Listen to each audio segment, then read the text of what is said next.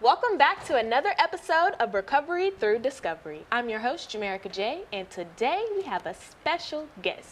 This is my friend, Dominique Lang. We've been locked in since freshman year, and we really have, grown together, and so I'm excited to have her as a guest, and we're gonna really get into it today. How are you feeling? I'm feeling good. Yeah? I'm feeling ready and transparent. So I'm excited. Yeah? Tell us a little bit about yourself, interests, disinterests, things like that. Okay, well, I'm a fourth-year architecture student, and I enjoy anything where you can be creative. I like dancing, I like cake decorating, I like drawing, painting, and just overall learning new things, especially about new cultures. I love people. So I was so honored when Jamaica brought me on here to speak, because I feel like every other place I'm a chatterbox, but here it's like welcome. So thank you, Jamaica. No, thank you, because you're one of those people I can really unhinge with and just let it all out and not feel judged. So I really appreciate that about our friendship, that we can just be authentic and vulnerable. And like she said, she's into culturals and just really curious about the world, and that's something we've bonded over a lot. So I just find you somebody it's good to have people around you that have interests like you. Not saying that everybody has to enjoy the same things that you do, but it helps. Yeah, it helps with bonding, as well as diving deeper into yourself with someone that kind of mirrors you. So I think it's beautiful. Yeah. So what's some things that's been going on in your life lately, and you just need to unpack? I feel like honestly, generally, right now, it's like I'm at an age where I'm getting hit with so much wisdom, and it's like seeing relationships in different lights. Oh my God. And it's even hit me on the level with my parents, you know? Seeing my parents before, when you're young, you're like, they're my hero. The superheroes. They do this for me, they do that for me, and that's beautiful, and it's true. But now, as an adult, I'm starting to see them as people. And it's like, oh, there's flaws. Oh, you act like that. There's issues. There's still love them, but now you look at them as people, and in some ways you almost empathize. You wonder, in my childhood, why did they do this? Why did they do that? But now, as an adult, you're like, that makes sense. It was hard, and it gives me respect for my parents. That was a hard decision they made. This or that was hard, but as an adult, you made an adult decision, and for that, I'm forever grateful. Other than that, it's schooling. Mostly, what do I want to do? Keep telling myself I'm 21. You just came back from Cali. Yes. She went to Cali on an internship, and you were living it up. I was living vicariously, and that made me so happy for you. Just exploring the world and your career at the same time. What was that like? So what I told myself is I'm traveling for work, but also I don't want all of my experiences in a new place to be attached to work. I want to, on the weekends, go and have fun. I know there's a realm of bad connotations when you say, oh, I'm going out, or I like to go out. No, it's not just exploring the clubs and lounges, which I did do. Don't get me wrong. LA, it's very nice, but also I like art, so exploring the cultural scene. I was in downtown LA, and there's a Chinatown, a Filipino town, a Japanese town, and that's nice to be around, especially because I feel like I'm a creative person. LA is the place to be for creatives, so I feel like that was just beautiful to be able to experience, and I think the beauty was also not living there, because I can take that with me and then take it to where I live at and manifest that there. Did you feel a type of a different shift in energy while being there? Because I know some people like to think of LA as the devil's playground. Right. So did you feel that at all, or sense it? Yes, I did. You actually. did? Where? That was a hard thing as someone who is religious. Down there it was just different. They had a museum of death, Texas is a very conservative, you don't really see stuff like that. So there was a museum of death, and then I went on a tour, and one of them was there's a lot of death that goes around in Hollywood, and I was like, wow, that's crazy. But then even from the cultural, social standpoint, at my internship, I guess a lot of people party and they watch movies on a cemetery. And I was like, that's oh yeah, I remember you telling me very interesting. Yeah, you know, I like wouldn't. I thought a cemetery was a place of solace, but it could be a place of celebration. I mean, just not for me. Just not for me. You won't catch me two-stepping doing a Cupid shuffle in a cemetery. No. Right. No. Right. But that's good though, being able to have that experience. Mm-hmm. And how has that like added to your character in a way? It made me want to get closer to the Lord. Oh, that's because good. it was just, I would see a lot, not necessarily people acting out or anything, but I did live in downtown Los Angeles, and I would see homeless, I would see less fortunate, and it made me gain a sense of gratitude. Like, even though there are these people struggling and stuff, they still found a way to smile and be jolly. One of my favorite memories was I was on the subway, and I'm having a bad day. Like, it was just not a good day. And there is this man, he might have been on drugs, but I will say that is the difference between happiness and joy. This man had joy because even though he was maybe not in the best circumstance, he was singing. He was singing and dancing so jolly. And it was just like a beautiful juxtaposition. Like, everybody here is wrapped up in their own world, being depressed, me being sad. Yeah. And he's sitting here Just with, happy. quote unquote, not as much. Mm-hmm. And he's finding a way to be jubilant. He's finding a way to be happy, to be grateful, to just be on a subway dancing. Yeah. I'm an emotional person. I saw that. I started crying. My day was better. But I'm glad that I, saw needed that. I needed it. Yeah. He didn't know he was making my day. Oh. His singing might have been off key, but What was the song? No, it don't matter. It don't matter. I don't even know. But he was having a great time, and he made it better for me. So I think that heightens your sense of awareness about yourself. Right. Self-awareness, because that can be brought onto you by so many odd things that somebody singing in the subway makes you aware of just how much you have and what you do have to be grateful for in the midst of a bad day. And that reminds me of an event I had last week. Right. And it was self-awareness 101. And we just, sat down and talked about what it takes to be self-aware, what that looks like in relation to yourself, to the world, or your peers. And I just want to know, what do you know about self-awareness? And do you feel like you're aware of yourself? Ooh, that one is hard. Yes. Okay. I feel like I'm self-aware, but it only took me other people telling me about myself to become self-aware, which is the hard thing. It's very, very, very easy to be defensive when someone tells you about yourself. Yeah. And then want to run away when you hear it. Yeah. Guilty. Right. And it's hard, but it's also a maturity thing. Also, like, we are young, we are 21 or a little bit older, but you're never too old or too young to grow. Right. Yes, what you told me hurt a lot, but it made me better, because now before I fly off the hinges with someone, I'm going to think, ooh, someone told me I have a problem with having grace with other people. Now, when I want to yell at someone or cut them off, I need to be more self-aware and think, what is the grace that I want to receive? If I was in the same situation, I wouldn't want them to cut me off just on this one issue. Yeah. So I think that's something I've struggled with. And then the other thing is never say never. It's so easy to judge when you're on the other side. Oh my gosh. But the Lord has a way of humbling everybody. Them tables are always going to turn, and you're going to be in those shoes. And you're going to be in them, and you're probably going to be doing worse than the person who you were talking about. Yes. So just have grace with people. I know it can be hard, and it's still a journey that we all struggle with. Honestly, I got cut off today on the road. Oh, the cliche.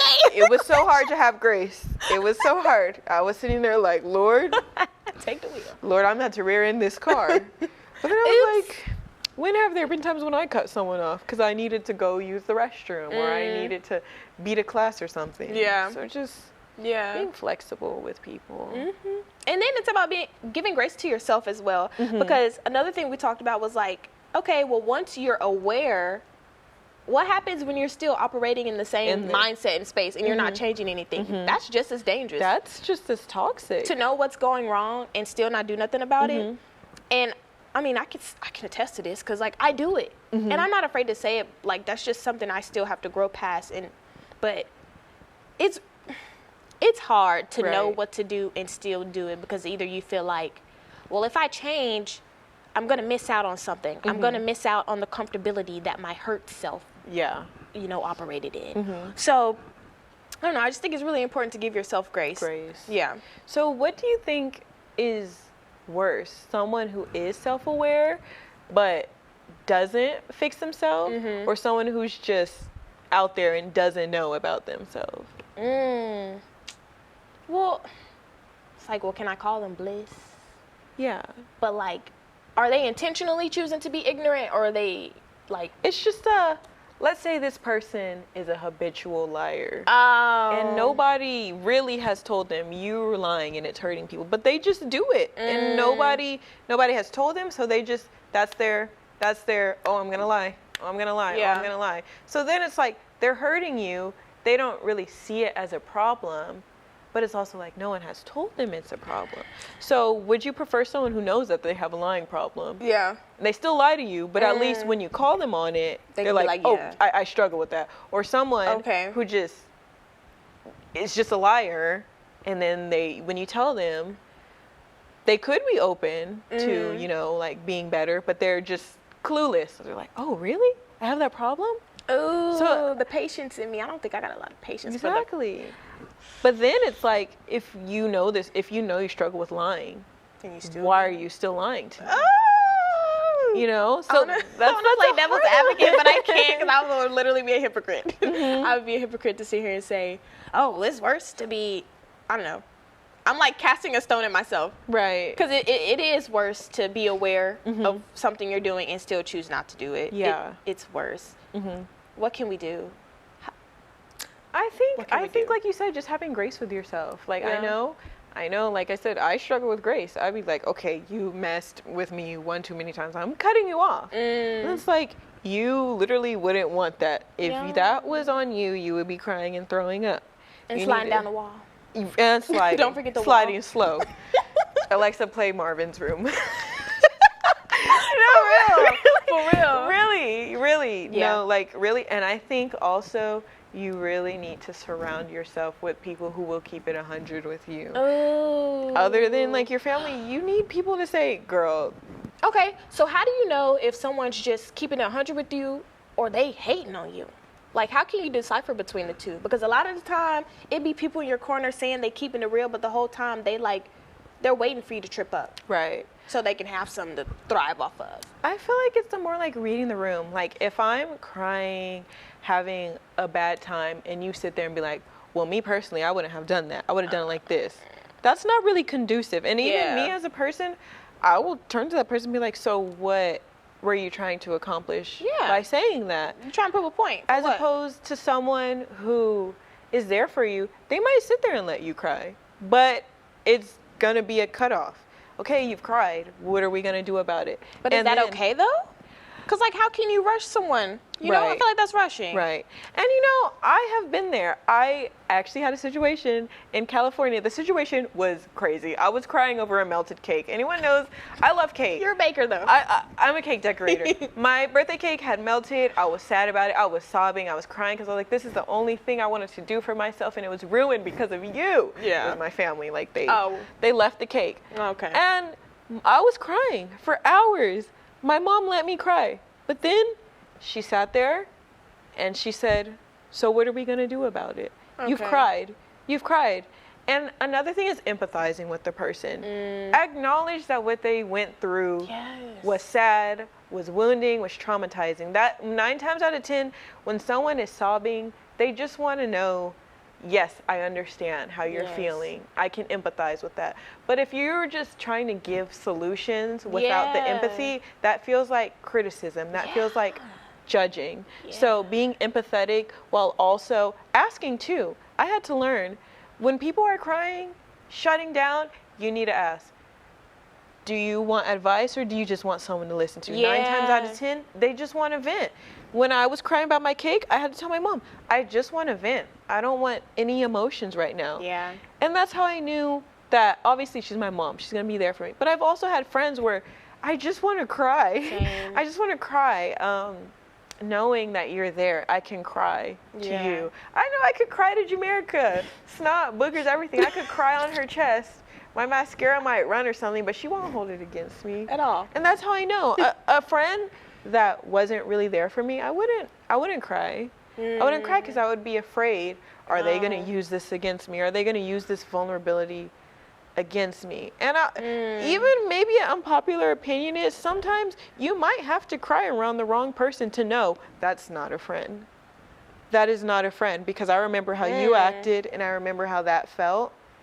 And I can recognize a friend from a friend. And that's happened to me, which is why it's easy. I'm like, ooh, that's not really giving friend vibes. Yeah. It's giving monitoring spirit. It's giving something else. So, but that's obviously hard for people to open up, and making those mistakes is hard. Right. But the thing is, nothing that's worth it is easy. The journey to finding good friends, the journey to living a well-experienced life is to go through bad experiences. Unfortunately, no one wants to go through them, but you learn from them. And you got to make sure you don't dwell in those negative experiences, because like it's a season. It's not necessarily supposed to be prolonged. It's something you're supposed to learn and take away from. And I'm guilty of this. I find myself dwelling in seasons or situations or with people that I know probably shouldn't surround myself around anymore, because it's been shown that they're not good for my soul. So, let them go. But like, oh, history, or oh, but they were supposed to be. And I was listening to this podcast today. It's called Saved Not Soft. Shout out to Emmy. She's I'm gonna have to send you the link later, because she's good. But the podcast was about crucifying your fantasies. Ooh. And it's like the perception that you have of something based off your own beliefs and what you want it to be. It's not reality. You got to look at the facts. You got to look at the facts. You have to. Or else you're going to get caught up and wonder why you in the valley. Being Delulu is not the Slulu. Delulu. That's a popular word now. Delulu, yes. Yes, it's so easy to be delusional. Yeah. But like they're saying, it comes a point you got to look yourself in the face. Yes. You got to say, this is not working. And I was even talking about this before. It's kind of like healing your inner child. We talk to each other regular. Sometimes you got to dumb it down. I go to the gym, but I don't enjoy it. I tell myself, we got to get up. We got to get up. We got to get up. We got to work on ourselves. We got to do this for us. We do so much for other people. We need to do this for us. And it actually helps. Talking to myself like a toddler helps. I'm like, you're right. We do got to get up. We got to get up. If I don't do it, who's going to do it? Because 3 weeks from now, I'm going to be looking at myself like, why did I constantly keep giving up on myself? So I had to start speaking to my inner child like a toddler, and it works every time. That's good. We got to do our work. That's good. We can't let this person talk to you like this. It's hurting your feelings. Literally. It's hurting your feelings. How many times are you going to cry? How many times? How many times are we going to cry before we let go of this person? And it works. I saw it on a TikTok, and there were so many jokes in the comments. I said, that's working for me, though. Talking to myself like a child is working. I'm going to have to try that one. It works. I'm going to try that one. It's just the essence of gentleness. Talking to myself like how my parents would talk to me when they were being gentle. Everybody deserves gentleness. Yeah. You're so used to the world beating on you, people talking to you, your past. Speak to yourself gently, even if it's to do what you need to do. Yeah. Be gentle with yourself. Because you're more receptive to gentleness, too. Yeah. Instead of harshness and being like, blunt, blah. You got to do it. Yeah. Be soft with yourself. And that point about you saying like, oh, how many times are you going to cry about it? It's funny because I read my journal. Like, sometimes I go back and read my journals. Do you ever do that? Yeah. Yeah. And I realized that like, I'm repeating myself in my journals. I'm writing about the same things I've been writing back for the past 2 years. And it's humbling for one, but it's also disappointing because I'm like, I'm not being nice to myself by allowing myself to deal with these same things. This. And it's like, well, why do I do that? Right. And then it's like, okay, I'm adamant about my growth, but then I just fall off and stop. So now I'm back in a cycle. So it's like, what can be done? What do you do? What do you do? What do you do? And I know you're not supposed to just base it off of motivation, because motivation is fleeting. So I know it's like discipline. Right. Be disciplined with yourself. And I feel like remembering the end goal. Like, if you keep following or falling in the same pathway, you got to sit down and be like, what do I really want? Yeah. Is it happiness? No. Yeah. Something that a lot of people, I feel like even myself, I get confused with, is happiness and joy. Happiness is circumstance based, but joy is being able to put a brave face on while in the midst of going through something hard, going through something debilitating. And I feel like with reading your journal and stuff, it discouraged me. I'm like, I was complaining about the same thing that I was complaining about 4 years ago. What am I doing wrong? Yeah. But then that's what I said. That's when I have grace with myself, not babying myself to the point where I keep making the same mistake. But it's like, you are growing. And there are going to be things in the road that are going to trip you up. Yeah. You're human. Some trials and tribulations take 3 weeks. Right. 3 weeks to get through. Some you might be dealing with for a long time. Right. So if you keep stumbling, seek help. Be very retrospective. Think about what you are doing and what can be done. But also just have grace with yourself. Yes, I stumbled. Yes, I had a hard time. But guess what? It doesn't make me any less strong. It just makes me human. Yeah. It makes me someone who has accidents. We all have accidents. Yeah. Oh, I'm struggling with this thing. Just because I struggled this one time doesn't make me any less worthy. Right. Doesn't make me any less strong. And that plays into the victim mentality you were talking about earlier. Yeah. We were talking about, like, what were you saying? I was saying that... And I don't even think that was the right word. It was victim something. I don't want to use the word victim blaming, because there are some like circumstances where being the victim is very traumatizing and it's hard to cope from. But it's just kind of like being self-aware. Let's say you have been struggling with this one thing, and it's been in your life, it's been a thorn in your side, and you develop a victim complex. We're all guilty of it. Very much. And you're like, this person should pity me because I went through this, and they should feel some certain way towards me. Yes, however, in this world, there's a lot of nuance to a lot of things. It's never this or that. Yeah. So I just feel like when you notice yourself being sad about something that happened to you, it's very unfortunate to say, but if it happened to you, I feel like it's almost a little bit on yourself to seek the growth and the journey, because if you don't, then you're going to start hurting other people that do genuinely love you, but because you have kept saying, well, this happened to me. And I really don't want to sound insensitive, because I know I am one of those people who are like, this happened to me. I fell and I got a bad cut and my knee hurts, so you should push me around in a wheelchair. But it's like, or let's go into a more relatable thing, like, oh, we were in this relationship and you hurt me, and now I have to get over that hurt while still being with you. But I'm still like blaming you. But you've changed, but I'm still blaming you. It's like, okay, well, yeah, you did hurt me, but now I kind of gotta. Now I gotta try to pick myself up, which is hard, because how do you? This person hurt you. I gotta look at you every day. I remember the hurt, but then it's like, well, this person changed. Now I can't complain anymore. If they did what they said they were gonna do, it's my turn. And like I said, there's a lot more nuance. There's a lot different circumstances, but the root is, if you're going through something very hard, very traumatic, seek help. Seek help. And maybe you don't have the money for therapy. Right. Get you that therapeutic friend that doesn't mind it. You know? My thing isn't even, sometimes I just don't want to talk. Yeah. Finding something I love to do. Or I realized I was always around people when I'm going through this. People. taking myself away and nurturing what I like to do, nurturing my time, sitting down saying, oh, I'm taking care of myself today, because at the end of the day, I have me. I have what I like to do. If this person leaves my life, I don't want to be super lost. I want to know, oh, you left, but guess what? I'm still cool. While I was nurturing myself, I found out I love to knit. I'm going to knit now.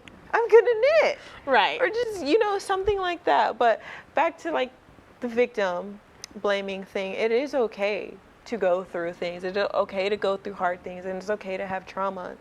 But it's not okay to let that fester to the point where you're outwardly projecting and being nasty to other people. And like I said, it's a journey. Because you don't, I mean, obviously you don't have control over what happens to you or who hurts you or things like that. But at a certain point, and especially at our big age, it's your responsibility to take control of your future. Are you going to continue being a broken person, or are you going to pick the pieces up? No matter if it's fair or not, life's unfair.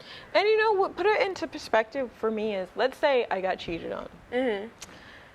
3 relationships down the line, I say, well, I don't trust you because I got cheated on. Yeah. They're going to be looking at me like, and how long ago did that happen? Yeah. And why are you still holding on to it? They're not going to look at the person who cheated on me. Yeah. They're going to look at me and say, I understand that was hard. Right. They can empathize with you. But at the end of the day, it's like, how long are you going to let that hold you back? You deserve to be free. Very much. You deserve to be free. And what my grandma told me is that, how dare you let someone else hold you back from your potential, from your freedom, from your happiness?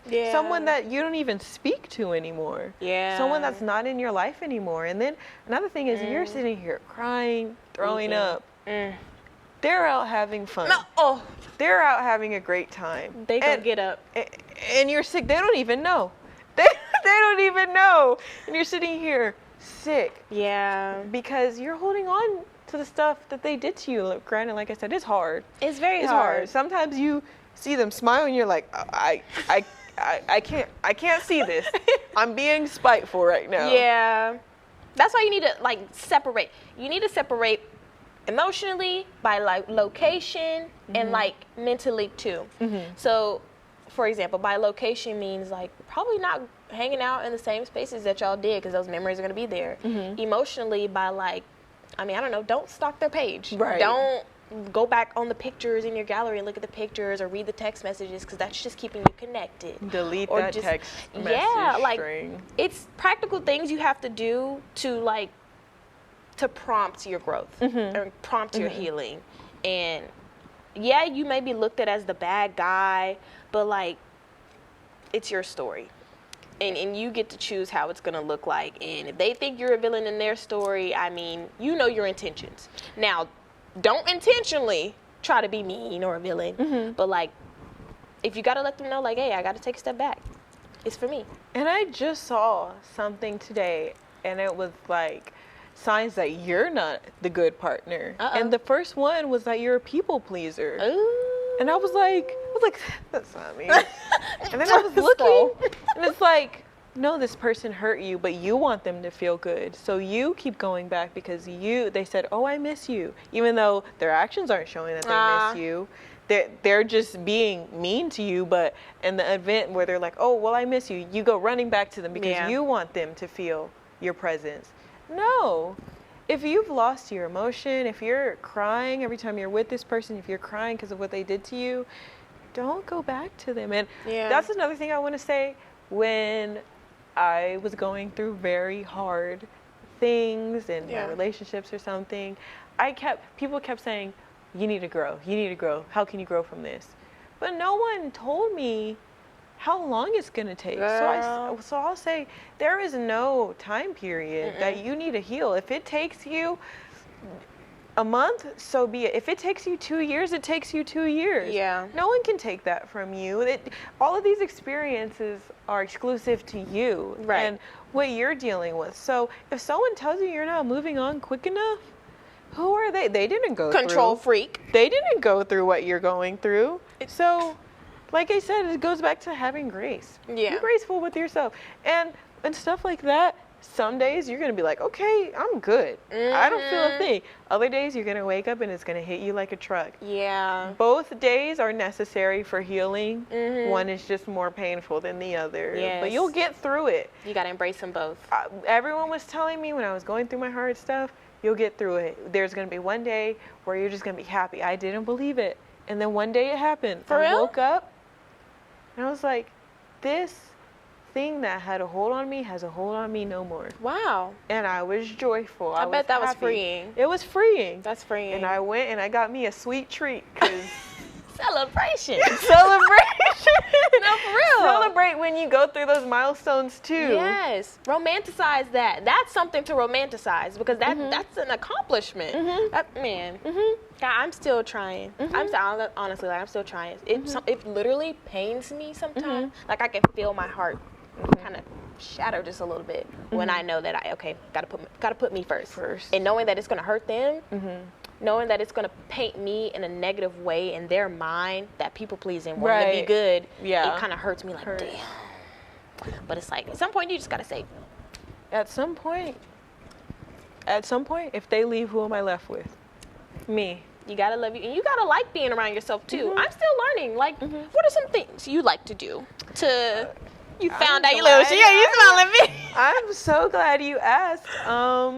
So I don't have any classes on Fridays, so every Friday I make it a me day, and I just do what I want to do. I wake up and I say, and you don't have to spend money. I personally, I like to drive around, and that just clears my mind. But some days, it's so crazy. But I really like coloring. I'm just gonna put my phone on sleep. I'm gonna drink some apple cider, and I'm gonna color. Because guess what? It makes me feel happy. Or I'm gonna paint my nails. Yeah. I'm gonna do my makeup. Even if they're gonna crack the next day, still paint them. Even if it's Dollar General quality, guess what? When I did this, I felt very happy and I felt at peace with myself. Yes. Even if it's binge watching. But when you give yourself the space and time to find things that you like to do and to devote your time into something that isn't a person, you realize this actually does make me happy. And then the even crazier thing is, like, if it's a sport, if it's something that there's goal oriented, you can start setting goals.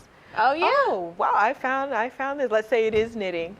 I found knitting. Ooh, I like knitting so much. Maybe I'll try to make a blanket. Maybe I'll try to make a cup holder. Then you're putting your time into something that you do, and when you see the goal, you'll be genuinely happy for yourself because you're like, I spent the time. One, I was committed to this hobby, and two, I reached a milestone. That's beautiful. The time that I used to spend sad or not even focusing on myself, I took the time to focus on myself, and I made something beautiful out of it. So that's why I'm so adamant about me days. And it's even like, I would think I'm like generally extroverted. Okay, yeah. But on my me days, I enjoy being an introvert. I enjoy being quiet. I enjoy not talking because I can dive deeper like into what I like to do. Yes. And it's like pouring into myself that day so that I can then pour into others. And eliminating those voices helps a lot too. You get more clarity. You can hear yourself, and you can also hear God too. Once you remove those other voices, the sermon I've been listening to for the past month, it's about voices. Right. And it's like, it's really a lot that clouds our minds and our ears every single day. And if you don't take the time away, you're gonna get caught up. You're gonna get caught up. And I feel like the thing with, if you're a believer and you have a relationship with the Lord, is that voice is always there. Yes. But it's us saying, oh, well, you're telling me I'm getting a pull to talk to you, but oh gosh, I have this to do. I have that to do. I want to spend time with this person. And so then when it's getting taken away, when your relationships are failing and stuff, then you run back to him. And you're giving him your last. Really, it should be your first. And one of my favorite quotes, it's kind of morbid, I guess, but it's like, in the end, we all pray, you know? Like, a lot of people could not be religious or something, but let's say your mom is on her deathbed. You're going to get down and you're going to pray. Let's say you're going through a very hard time. you're going to pray. Yeah. You're going to pray because you're at your last. You just want some reprieve. You're going to pray. So, and I always think about that. I'm like, that's true. Yeah. All the times I've pushed God to the side, God to the side, God to the side. When it really came down to it and no one else could help me, I'm like, oh, guess Lord. Guess who I was calling? It's me again. It's me. It's me again. I'm so sorry. But it's really hard. But I would say that with the Lord, if you keep having a pool, that's the great thing about the Lord, is he's never going to stop chasing after you. Never. And that's beautiful. Yeah, it's just up to you though. Like, it's your choice. You're going to chase him or you're not. And he's not going to force you. And it's scary, but it's also like freeing too, and that just shows his love, because he's not going to force you to do something you don't want to do, even if that means getting closer to him. So it's right. And one thing that I just learned, like, for the longest, I was so hard-headed. I was like, I'm young. Like, I would get so mad at my parents. Like, why are you forcing religion on me? Can't I make my own decisions? Can't I make my own mistakes like you guys did? Why can't I have my youth without having religion forced on me? But then it was like, no, like, the preachings of the Lord is just generally good preaching. Yeah, like sound advice. It's sound advice. Sound advice. So even if you like take the religion away, it's like, yeah, you really shouldn't be lying. Yeah. You shouldn't be cheating. You shouldn't be indulging in gossip. Right. That bad mouthing. Man. Yeah. And it's true. And so now, like, I remember I knew I was growing when I texted my mom and I was thanking her because she bought me a Bible, and I thought that was one of the best gifts that I got. And it was because I had the freedom to read it. I had the freedom to, I'm struggling today. Let me read. Yeah. Let me see, because it's crazy in the Bible. A lot of people, like, what they were dealing with back then, we're still dealing with. Yes, it's the principle. The principles are the same. We're still dealing with this. So I was like, how arrogant of me to think, I'm not dealing with the same problems that they are, when literally they were going through it. It is still hard sometimes. Yeah. Because it's just hard. But, and I think one way to make it less hard, because it turns you off when something is forced on you, but it's like focusing on the relationship opposed to strictly the religion, then that's going to come. Like, you're going to want to obey what he said. You're going to want to be obedient once you understand the love he has for you and your purpose for being here. It's like, I'm not supposed to get in his bed after dark? Right. No problem. I want to anyway. Like, it's not going to be hard, but it just takes that intentionality. And I think it was a sermon, and he was saying how, like, you're not going to be judged to the extent of, like, what you don't know. So, like, I think God reveals himself to a lot of different people, everyone. But, like, if you don't cling to it, or if you don't pursue it, then that's that. But if you did, and you already knew that, that's him, but you still reject it, then it's like, okay, well, you're going to have to pay for that. Sorry. So that's why I'm trying to be better, because I know a lot of things that I shouldn't be doing, but I still do it. So I need to, like, get it together. Which it's real hard. fast. It's very hard. And even my dad, he said, the flesh doesn't care about what you're doing. Because your flesh isn't going to heaven. Your flesh is not going to be going to heaven with you. It's just your spirit. So the struggles that you're dealing with are part of the flesh, because your flesh doesn't know any better. Your flesh knows earth is going to die by the earth. But your soul, however, does know the difference. And that's why you feel shame when you do, things you maybe shouldn't be doing, is because that's like the juxtaposition, the struggle between your flesh and your spirit. But luckily, when you fall into that, at least you have the discernment to know, I shouldn't be doing it. At least you know right from wrong. Because you can take that two ways. You can succumb to the wrong. Or you can, start leaning into the spiritual side. And I'll say, like I said, it's a constant battle. You're going to fall. You're going to fall. You might fall consecutively. He knows 10 it's times not going to be perfect. We're not perfect. The Lord factored our stupidity in when he was making our story. When he was pouring it in the pot. He knew. He knew. Oh, girl, she hard-headed. She like boys too much. I'm just a girl. He knows that. But yeah. But I'm not gonna say it's okay, because like It's not. Sinning is not okay. You shouldn't abuse the grace. No, don't abuse it. Right. But be aware that it's there. But don't shame abuse is something that the devil gives you to not keep you pushing forward. Yeah. Yes, you made that issue. Yes, you did this. Yes, you did that. But guess what? In His name, you're free. In His name, you're free. You repent about it.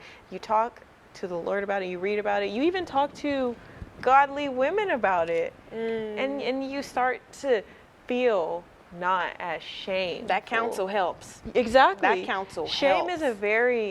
is a very common feeling, but shame is also what makes you not turn to the truth, because you feel like your issues are too shameful, too disgusting, too despicable to tell someone to get help for. But 9 times out of 10, someone has been through it, or even worse. Absolutely. So, no, I used to think that shame was something given by the Lord to make us feel bad for what we did. But really, the devil only knows what he's felt. All he's really felt is shame. So he will put that onto you, because that's all he knows how to make someone turn away from the Lord, how to make them fall back from Him. Is shame, is deceit, being deceiving. That's all he knows. Right. So how else would he get to you by other than feelings that we already feel? You know? So that's good. It's hard. It's hard. It's hard. You be sitting and it be shameful. But guess what? I got the Lord. He's on my side. And I'm on His side. Even if I cry, even if I say I don't want to turn to you, what I did is too shameful. At the end of the day, I at least know I keep running. One of these days I'm gonna hit. It might even be rock bottom, but I can at least say, Lord, I done it all. I did everything I thought I needed to do. I committed all the bad things I thought I needed to do. But you're still here. Right. You still want a relationship with me. You still want me. That's crazy. And he's going to fill that void. You saying that, like, He still wants me. Because a lot of people, you can do wrong, and they just cast, like, they wash their hands with you, and they done. Like, understandably, that was some messed up stuff. But it's like, He's not going to do that to us. He's not going to do that. And I think a lot of the time, we're searching for that validation to feel valued, appreciated, loved, wanted, all these things, when it's like, He can give that to you. Because maybe you didn't get it from your parents. Maybe you didn't get it from the friendship or the last relationship you were in. But, like, if you follow Him, or just reach out. Be curious. Go out on that inkling, and you'll see. And, you know, even with that, it's like surrounding yourself with people who are godly. Because when I be going through it, and I come home, I just feel the Spirit of the Lord. And, like, my mom and dad are very religious people. And just feeling the love. And I know that it radiates from their relationship with the Lord. Like, my parents have given Why did that give me chills? so much. They've given so much, and I know it's not easy. The flesh is not easy. I was acting a fool. I know my mom wanted to yell at me, but she was graceful with me, and that grace came from the grace that the Lord had on her. It came from her knowing that, yes, this is my daughter, and I love her. And I know that if I respond in a way that the flesh would respond, I'm just going to push her away. But my wisdom that the Lord has given me, the relationship I have with the Lord, the grace, wisdom, patience that He has experienced with me, I can now experience or give to my daughter. And so it's filling yourself with people, even if you don't want to claim Christianity, filling yourself with people who are Christian. Like I said, you don't have to be Christian to, like, exercise having patience with people, to be gentle with people, to not lie to people. Those are generally good I think that's just pretty moral. Having morals. good morals. But it's like, anytime I'm around a good group of Spirit-filled people, it's like, it's like, I can conquer the world. You just feel better. You know, because I know a big argument with people saying, I just saw something and it was like, think of the most judgmental person you know. It's probably a Christian. And I was like, that is a problem that we have in the modern church. Christians can come across as very judgmental. I can even do that too. I can definitely condemn some people, and I'm like, damn. Or say, oh, I would never do that. Oh, that wouldn't be me. Okay. Whole time. 3 years later. Right. That's me. You. Yeah. That's you, and now you're mad because someone's doing the same thing to you as you were doing to them. Like I said, it's a struggle. And it's a journey. It's a journey. But I will say, generally, when I am just in a room full of godly people, I remember I was running from the Lord again. And they asked us to pray at the altar, and I did not want to pray at the altar. I went up there, and these women were just praying for me, like going hard. And I started crying. I was crying so hard because I was like, these women who don't even know me are fighting for me in the spiritual realm, and they don't know a thing about me. But it's because of their love of the Lord that they came to me and were fighting for me. You know? That's beautiful. I was so touched by that because I was like, here I am condemning the Lord, saying, why do I have to be here? I don't want to be here. You haven't answered this prayer. You haven't answered that prayer. And I still went to the altar, and I just got prayer. Like, these women were praying. Like I told them my deepest sorrows. Like I told them what I was going through, and they were just praying. And I was so touched by it because like, these women don't know a thing about me, and they're praying for me relentlessly, tirelessly. And then that's when I knew, like, this is love. This is, as the Bible says, agape love. This is a love that knows no bounds. This is a love that is unconditional. You don't know what I did. I could have slapped your kid back there. You don't even know, and you don't even care because you. I think they care. They didn't care in that moment. They didn't care in that moment because they were praying for me. But I was very touched by that. And so after being around that, I was like, I want to be that person where it doesn't matter what you went through. It doesn't matter how unworthy you think you are, that I want you to come to me and let me shed my love on you, because at the end of the day, everyone deserves love. Very much. We're all out here fighting for it because we want it. But we'll get it. We'll get it. We'll get it. Yeah. That's so good. So I could literally talk about that like for so long. Yeah. But like, so if you could leave the world with one thing from your mind, from your heart, what would it be? What do you want the world to know? Oh, this one's easy. More grace with yourself. No. More grace with others. Oh, no? Because we just talked about that. Something different? Yeah. That's important, yes. But like, they would have to watch the episodes. Okay. Something different that I want to leave with the world that we didn't talk about at all. Oh, this one's easy. That we didn't talk about at all? Yeah, I guess. Okay, what kind we talk about it? Explore things that you like to do, because when you explore something that you like to do, it gives you more access to resources. It gives you more access to people. Even if you're introverted, you could say, I don't like being around people. And then now there's a support group of people who don't like people, even though y'all all don't like people. Y'all are bonding because y'all don't like people. And now that's something that you can do. Look at that. For yourself or even by yourself. But I think like the most heartbreaking thing I hear from people when I ask them is like, what are your hobbies? They say, I don't have any. Oh, yeah. That's so sad to me. The world can be such a colorful place when you realize what you like to do, when you're in your element doing what you like to do. I find that so beautiful because you're doing what you like to do. You're doing your superpower, and that makes you a happier person. Yeah. So I would say definitely find something that makes you happy. Absolutely. And do it. Do it. Yeah. Just do it. Just do it. Sponsor me. What about you? No. No one's ever asked me that before. If I were to leave something with someone. Oh. Be open. Be open to the possibility. Be open to